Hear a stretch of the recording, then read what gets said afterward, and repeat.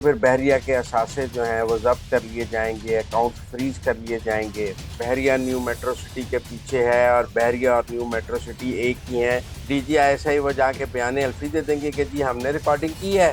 अदलिया जब ऐसे कमजोर हुक्म देती है तो उससे अदलिया की साख कमजोर होती है। मजाक ही बना लिया बाबर सत्तार साहब ने, वो आग से खेल रहे हैं। जी जनरल बाजवा अदालत में आना चाहते हैं, जी जनरल बाजवा के साथ जनरल फैज का भी नाम दिया जाए। अस्सलाम वालेकुम। मैं हूँ सोबिया अशरफ। प्रोग्राम अंदर की बात मुजम्मिल सोहरवर्दी के साथ मलक रियाज और उनके जो कारोबार है बहरिया टाउन कराची और जितने भी प्रोजेक्ट्स हैं उसके हवाले से जितनी भी अपडेट्स होती रही वो बड़ी बड़ी खबरें मुजम्मिल साहब आपको अंदर की बताते रहे हैं।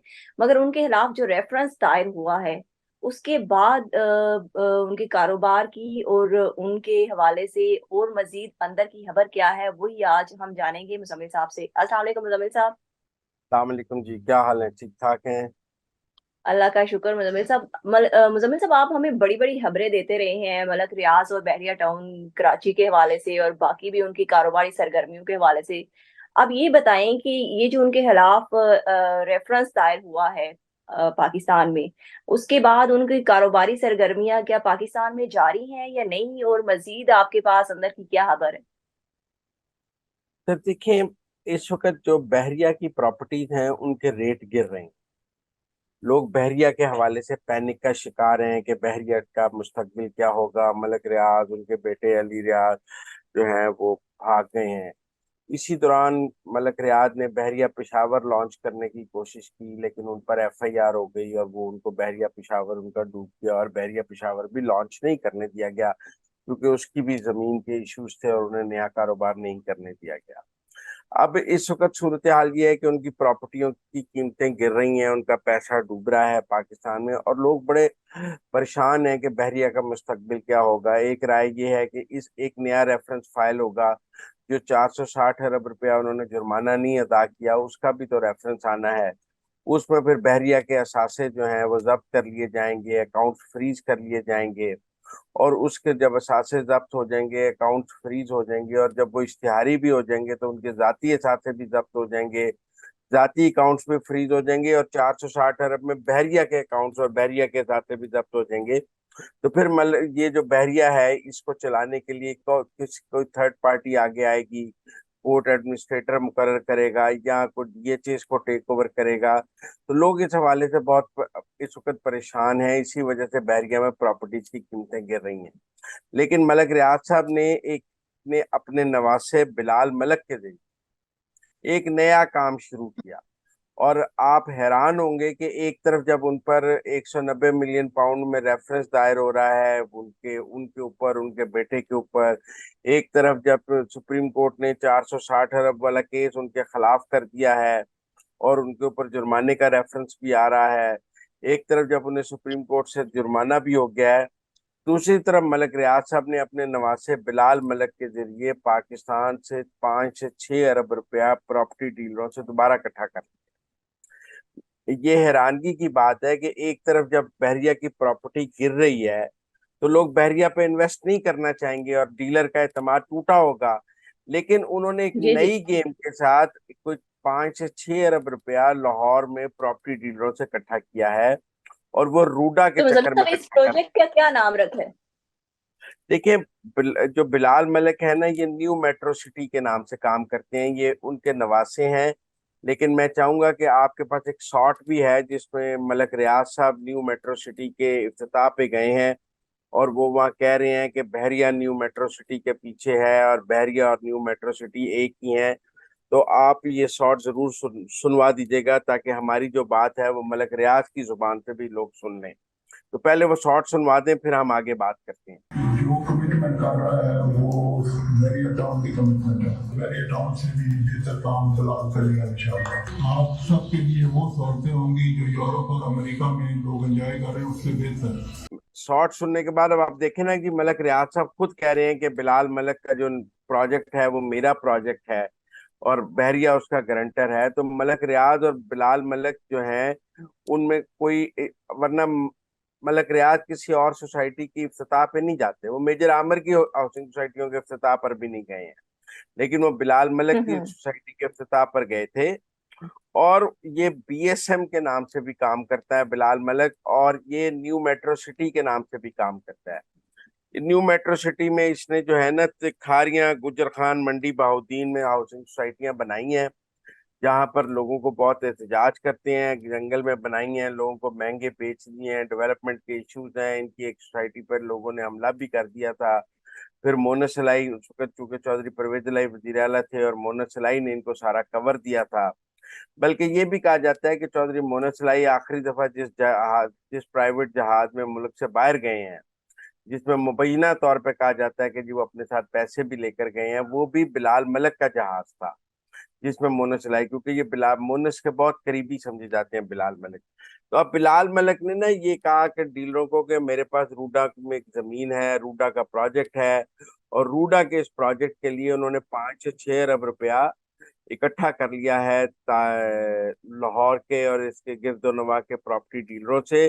जबकि उनके पास से रूडा का कोई एनओसी ऐसा बकायदा मौजूद नहीं है, और कोई ऐसा प्रोजेक्ट भी रूडा का अभी शुरू नहीं हुआ जिस पर हम कहें कि जी रूडा के जरिए में कोई बहुत बड़ा प्रोजेक्ट शुरू हो गया है और उसके नतीजे में वो 5 से 6 अरब रुपए की इन्वेस्टमेंट है। लेकिन बिलाल मलिक चूंकि इस वक्त खुद भी दुबई में मौजूद हैं, लेकिन उन्होंने यहाँ अपने फ्रंट मैनों के जरिए 5 से 6 अरब रुपए की दिहाड़ी लगा ली है।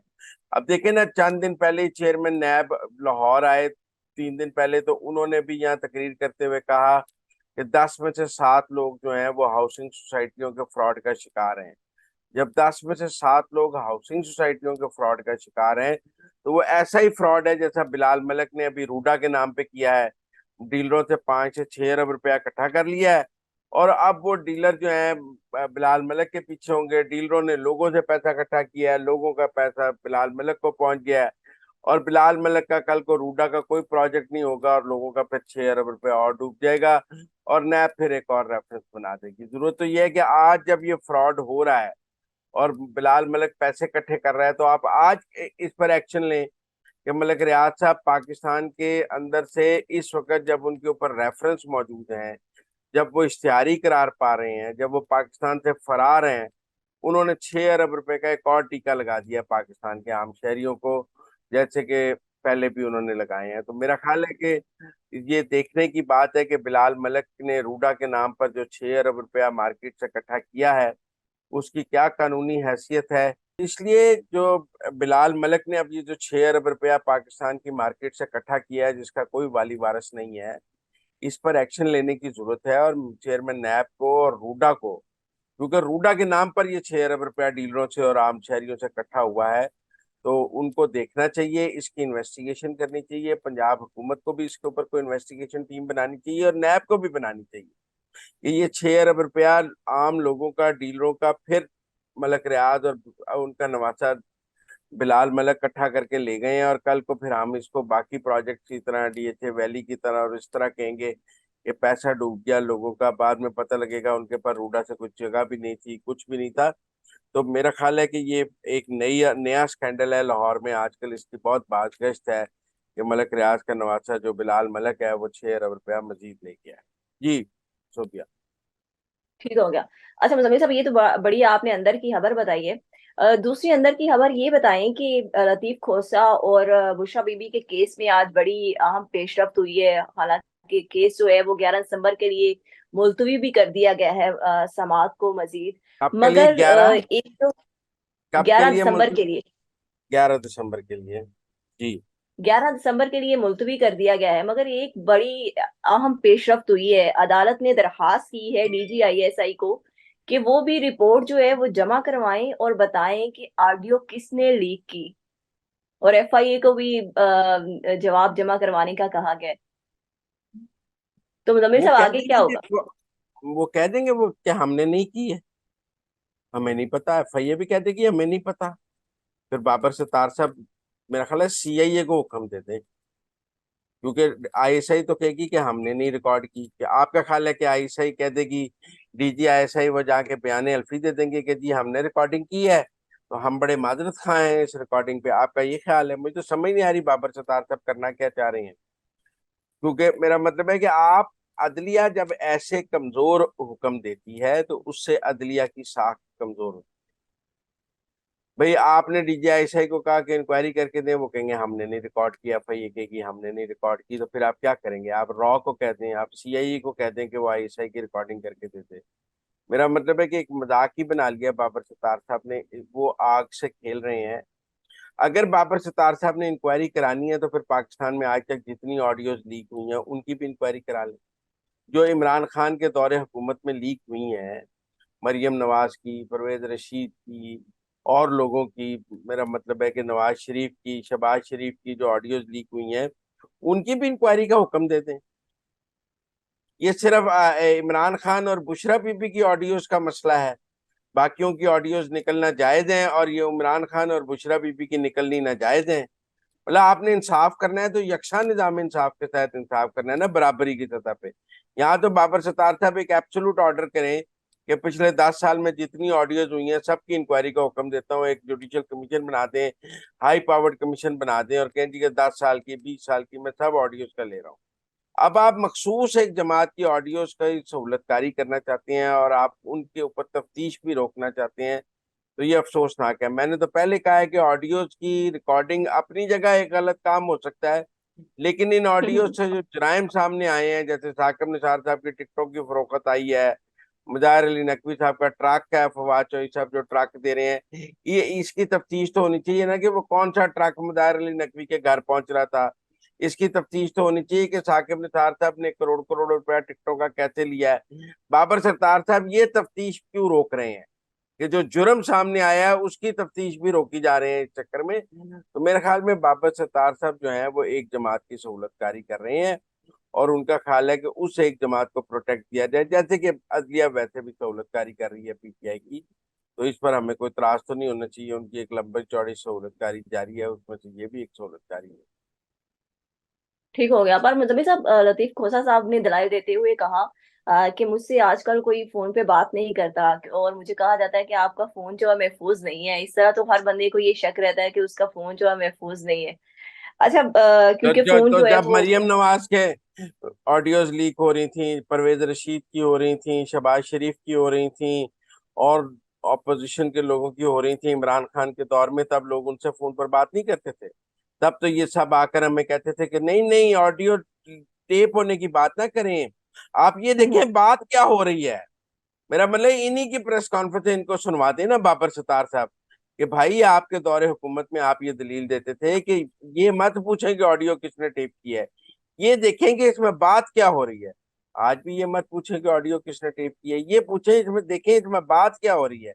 क्योंकि ये तो नहीं हो सकता कि इमरान खान के दौरे हुकूमत में ऑडियो टेप करना जायज था और इमरान खान की ऑडियो टेप करना नाजायज है। भाई जो है सबके लिए बराबर है, जो है वो अगर वो बाकियों के लिए जायज है तो इमरान खान के लिए भी जायज है। इमरान खान के लिए इस मुल्क में कोई अलग कानून और अलग, मेरा मतलब है, निजाम इंसाफ मौजूद है। ठीक हो गया। अच्छा मुजम्मिल साहब, एक और बड़ी अहम पेशरफ्त हुई है। चीफ जस्टिस पाकिस्तान की सरबराही में 5 रुकनी लार्जर बेंच तश्कील दिया गया है। इस्लामाबाद हाई कोर्ट के जो साबिक जज थे, शौकत अजीज सदीकी साहब, उनके उनके जो बरतरफ किया गया था, उसके खिलाफ आईनी दरखास्त जो है वो समाअत के लिए मुकर्रर कर दी गई है 14 दिसंबर के लिए। तो क्या उनको सुप्रीम कोर्ट सुरखरू कर देगी? एक तो वो रिटायर हो चुके, मतलब ये ऐसे ही है जैसे भुट्टो का रेफरेंस सब सुन रहे हैं, तो भुट्टो जिंदा तो नहीं हो जाएगा ना उससे। शौकत अजीज सिद्दीकी दोबारा जज तो नहीं बन सकते, वो रिटायर हो गए।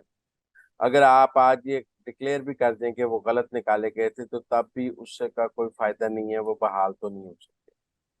तो इसलिए मेरा मतलब है वो जस्टिस जो delayed is justice denied, Shaukat Aziz Siddiqui को बर वक्त इंसाफ नहीं मिला, उम्र अता पर मुजम्मिल बंजा। साहब, उनकी साख तो बहाल हो जाएगी ना अगर बस इंसाफ मिल जाते हैं उनको? साख क्या बहाल होगी? शौकत अजीज सिद्दीकी कहते हैं कि मुझे जनरल फैज ने निकलवाया।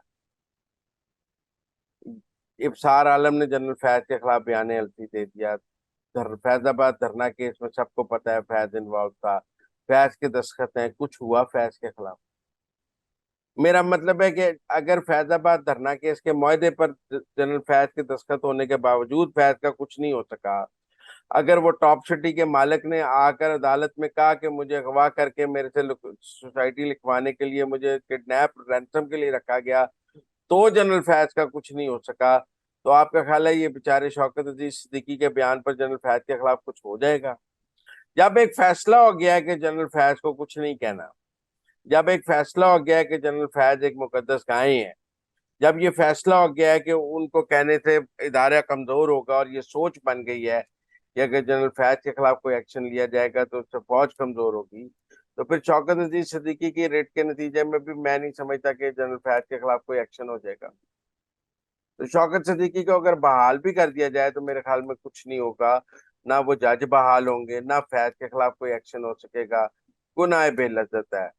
शौकत अजीज सिद्दीकी साहब वैसे तो टॉक शोज में भी अपनी बात कर लेते हैं, लेकिन अगर वो अदालत में भी बयान अल्फी जमा कराएंगे तो मुझे काजी फायद ईसा का ऐसा कोई मूड नजर नहीं आता कि वो जनरल फैज के खिलाफ कोई कार्रवाई करने का मूड रखते, वरना फैजाबाद धरना केस में ही ठीक कार्रवाई हो।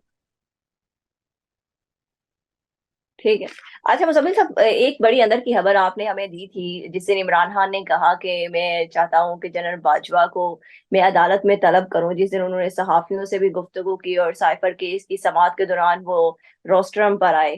तो आपने हमें अंदर की खबर बताई थी कि आपके जराए ने आपको बताया है कि जनरल बाजवा साहब पीटीआई को मायूस नहीं करेंगे। पहले जरा वो सुन लेते हैं आपने क्या कहा था। कि जनरल बाजवा ने कहा है कि अगर उन्हें अदालत बुलाएगी तो वो अदालत में पेश हो जाएंगे, और वो आकर जनरल बाजवा ने ये कहा है कि जी मुझ पर 2 साल इंटरव्यू देने की तो पाबंदी है और मैं इमरान खान के किसी इल्जाम का जवाब नहीं दे सकता था, बतौर आर्मी चीफ भी मैं डायरेक्ट कोई इंटरव्यू नहीं दे सकता था और आईएसपीआर के जरिए मैं बात कर सकता था।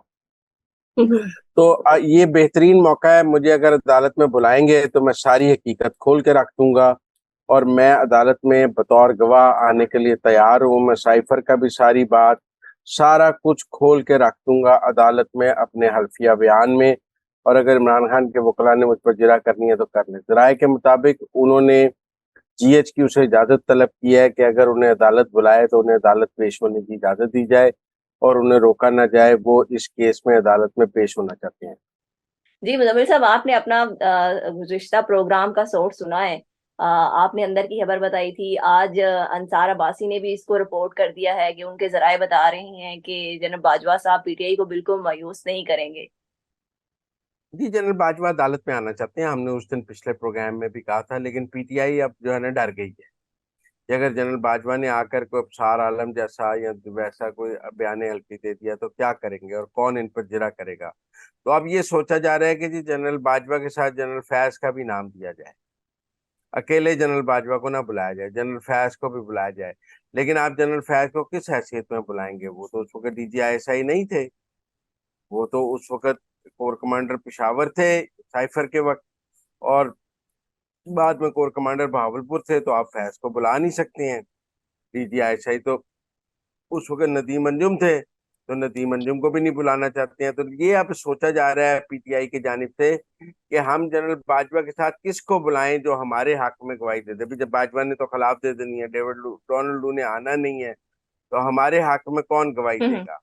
तो अब वो कोई ऐसे जर्नैल का नाम ढूंढने की कोशिश कर रहे हैं, लेकिन फैज साहब ने भी माजरत कर ली है क्योंकि वो कह रहे हैं कि मेरा तो कोई रोल बनता ही नहीं है, मैं तो कोर कमांडर पेशावर था उस वक्त, मैं कौन सा डीजीआईएसआई था, मौजूदा डीजीआईएसआई को बुलाया नहीं जा रहा। इमरान खान ने पहले भी ये हरकत की थी, तौशाखाना में उन्होंने कहा था मैं अपने मिलिट्री सेक्रेटरी को बुलाऊंगा, उसने घड़ियां बेची हैं, बाद में उसका नाम नहीं दिया था। मुझे लगता है अब भी इमरान खान शायद जनरल बाजवा का नाम नहीं देंगे क्योंकि जनरल बाजवा ने आने का ऐलान कर दिया है, और ये इमरान खान के लिए बहुत काउंटर प्रोडक्टिव हो सकता है। जनरल बाजवा बहुत सी ऐसी बातें बता सकते हैं जो अभी तक वो खामोश हैं, और इमरान खान बाहर आने से इमरान खान का वही हाल होगा जो लतीफ मुलाजम के बयान के बाद बुशरा बीबी और इमरान खान का होगा। Thank you so much Muzammil साहब कि आपने हमें अंदर की खबरों से बाखबर किया। मुजम्मिल साहब के मुताबिक इमरान खान जनरल बाजवा के नाम पर भी यू टर्न ले सकते हैं और पीटीआई जनरल बाजवा की अदालत में आने पर रजामंदी के बाद जो है वो अब तशवीश का और परेशानी का शिकार हो गई है और नया रास्ता ढूंढ रही है। इसके साथ ही मुझे इजाजत दें। अल्लाह हाफिज।